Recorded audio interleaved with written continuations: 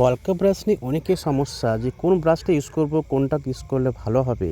তো আমি যে কোনো এখানে 3টে 000 ব্রাশ দিয়ে আমি করে নিতে পারি। এখানে আমি 000 ব্রাশ দিয়ে কলকার লাইন ক্রিয়েট করছি। তো একটু মোটা হচ্ছে। এখন এই 000 ব্রাশটাকে ইজিভাবে আমি ডাবল 4টে জিরো 5টা জিরো করে নিতে পারি নিজের সুবিধা মতন।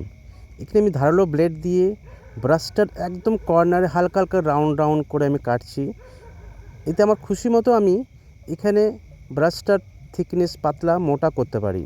ব্রাশের পয়েন্ট যত সুন্দর হবে, কলকার ডিজাইন তত সুন্দর হবে।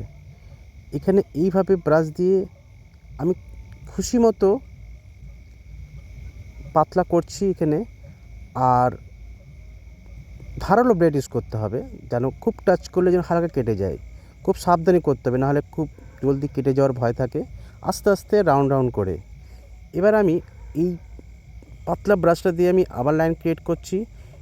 আগে দেখবেন আগেরটুকুনি মোটা হয়েছিল, এখন এই 3টে লাইন খুব সুন্দর পাতলাভাবে আমি হচ্ছে, একদম পাতলা, যা কলকার জন্য খুবই প্রয়োজন। আর নিজের খুশি মতো এখানে আমি 4টে জিরো 5টে জিরো করে নিতে পারি। আর এর জন্য বাজারের জন্য আমাকে আলাদা করে আর 5টা জিরো খুঁজতেও হবে না।